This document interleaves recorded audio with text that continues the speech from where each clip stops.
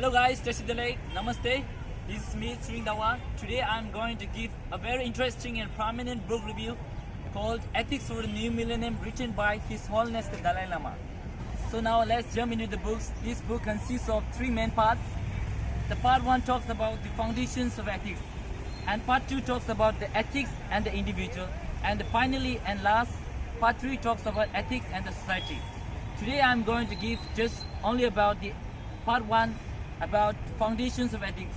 In the remaining 2 videos I will talk about ethics and the individual and ethics and the community. Now let's jump into the first chapter about the foundations of ethics.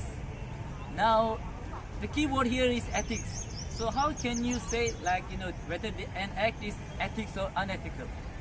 So for example, if the act is harmful and doing violence to other, it is unethical. And on the other hand, if your act is gentle but your motivation is selfish, it is unethical. And on the other hand, in some way, if your action is good but if you're misleading and if your motivation is misleading, then it is also unethical. Now let me take an example of the soldier. Normally we think of soldier is protecting and safeguarding the nation, but if you look closely and observe the reality, soldier is keeping the security alive. But if you come to the when it comes to the principle of non-violence and ahimsa, soldiers are also doing unethical tasks also. In context, we determine whether an act is ethical or unethical based on the motivation. When it comes to any circumstances, situation in a given point of time, we look at the motivation. If the motivation is good and the action is good, then it comes to the ethical part. If the motivation is not good and the action is terrible, it is totally unethical. His Holiness called for a revolution. He thinks that revolution is necessary in this 21st century, and he doesn't call for revolution like economic or political or technical revolution, but he called for spiritual revolution.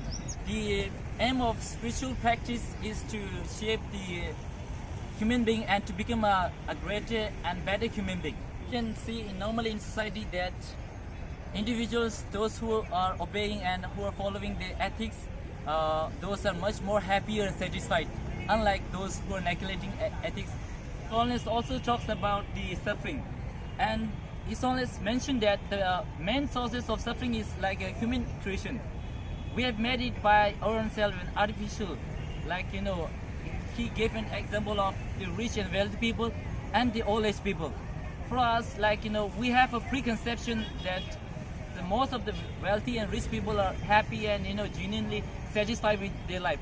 But he gave a true example that he has seen one of the rich and billionaire that he is facing so much emotional and mental problem, and goes to sleep, he takes sleeping pills or tranquilizer. Even though he is so rich, for the old age people, the most and biggest challenge is they are being solitude and they are being lonely because of this. Their families and all the other neighbors are not able to talk to them, and they are not associating with them. This is the biggest challenge for them, and they feel lonely and their life becomes so miserable that they don't want to live their life. His knowledge talks about dependent origination and the nature of reality. According to Middle Way of Buddhist school, we can understand how things and events came together in 3 different ways. The first principle is the principle of cause and effect, and everything is interrelated, everything is interdependent, everything is interconnected. All things are events are interrelated, interconnected. Take an example, simple example, take an clay, and clay is made up of raw materials, molecules, atoms, and so many other particles. Second principle is mutual dependence. Mutual dependence means if there is no part, there is no whole. Without part, there won't be no whole. So without whole, the concept of part makes no sense. The third principle is dependent origination, and when we analyze it carefully, we look at the things in a very simple way. There is action because of agent. There is parent because he or she has the children. It only talks about happiness, and happiness is relative quantity, and happiness is dependent about the variety of different circumstances. According to His Holiness, the principal characteristic of genuine happiness is inner peace. The peace is actually a concern for others, and it involves like a high degree sense of sensitivity and feelings for others. No external factor can create an inner peace, like not a doctor, not a tranquilizer or sleeping pill, or like from a market you can buy something, you can have a inner peace. No, there's not anything at all. Like inner peace has to come within. Now His Holiness mentioned good health, friends, and freedom. The degree of prosperity are all valuable and helpful. Most significant part of our life is the good health. Good health is the most important priorities of our life, and it is most important of all. We all want friends. Whether you are so successful or not, it doesn't matter. Friends are necessary and imperative for all of us. And in friends, there are so many types of friends: friends of money, friends of status, and friends of fame. And the good friend is that when you are having problem, when you are encounter with some difficult stage in life, when somebody is near you, when somebody is helping you, this is a good friend. Bad friends are those friends who are always there for your good times, not there for your bad times. When you are having some problems and difficult stage in your life, he is nowhere to see. Freedom is the most essential part of our life, and He always talks about the freedom to pursue happiness and to share personal views and to have a freedom of expression and thought.